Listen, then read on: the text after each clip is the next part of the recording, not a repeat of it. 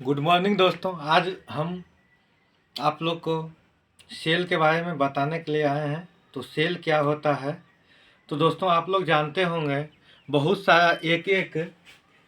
सारा छोटा छोटा ईंट मिल कर एक दीवार का निर्माण होता है। उसी प्रकार से एक एक कोशिका मिलकर शरीर का निर्माण होता है। तो चलिए दोस्तों हम कोशिका के बारे में जानते हैं कि कोशिका क्या है।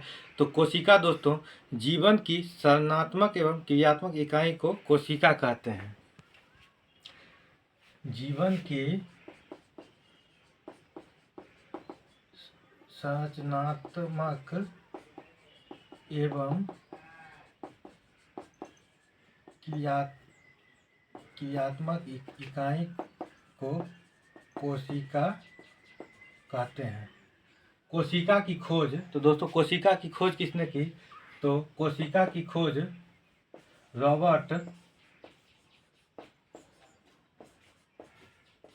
रॉबर्ट हुक ने 1665 में किया था। और जीवित कोशिका की खोज दोस्तों, तो जीवित कोशिका की खोज किया था 1674 में एंटोनी वान ल्यूवेनहॉक ने किया था पानी में। और इसके बाद दोस्तों हम जानना चाहते हैं सेल थ्योरी। सेल थ्योरी क्या होता है। कोशिका सिद्धांत, कोशिका सिद्धांत का डिस्कवरी दोस्तों थियो स्वान एंड मैथिल स्वान ने किया था। और स्टडी ऑफ सेल, कोशिका को अध्ययन को क्या कहते हैं दोस्तों, कोशिका के अध्ययन को साइटोलॉजी कहते हैं। तो सेल थ्योरी पढ़ने से पहले दोस्तों सेल से दोस्तों बहुत सारा सेल मिलकर क्या बनता है, उत्तक।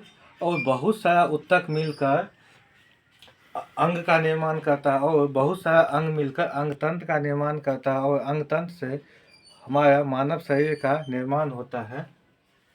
तो कोशिका सिद्धांत दोस्तों सभी जीव कोशिकाओं से बने होते हैं। कोशिका सिद्धांत में ये चीज़ बताया गया। और कोशिका जीवन की मूल इकाई है।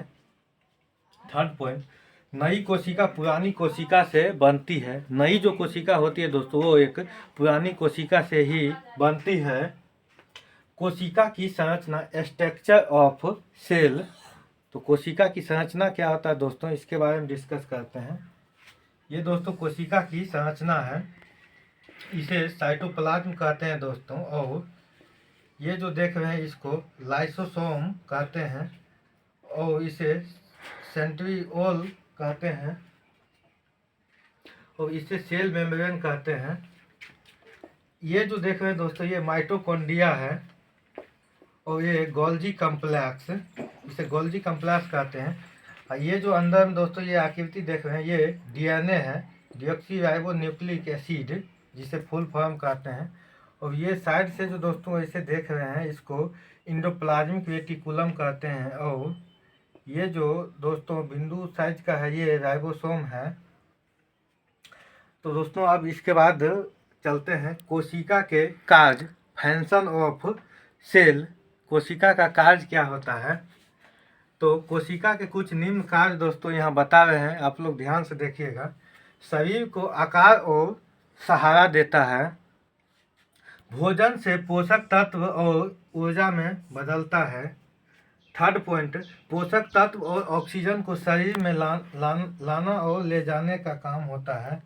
नई कोशिका बनाकर ऊतकों को मरम्मत एवं वृद्धि करना होता है। फोर्थ पॉइंट, आनुवांशिक जानकारी से वंश बढ़ाना, से डीएनए दोस्तों। प्रोटीन एंड अनावश्यक अणुओं का संश्लेषण करना होता है। तो कोशिका का कार्य दोस्तों देख लें। अब आगे चलते हैं। कोशिका के प्रकार, types of cell, there are, हो गया।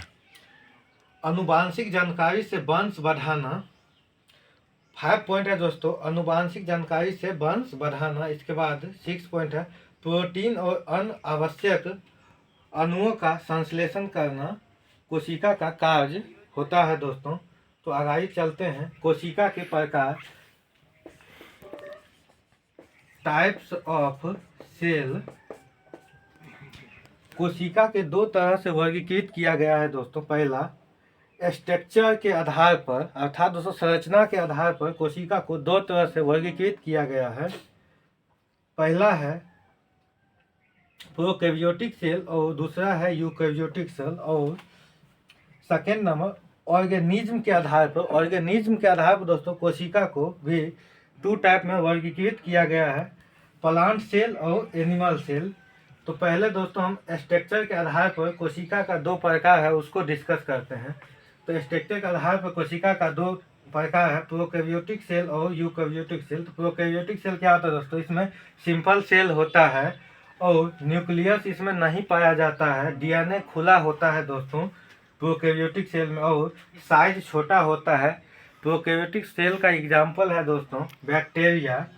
उसके बाद हम चलते हैं यूकैरियोटिक सेल। यूकैरियोटिक सेल क्या होता है, कम्प्लेक्स सेल होता है दोस्तों यूकैरियोटिक सेल, और प्रॉपर न्यूक्लियस इसमें होता है।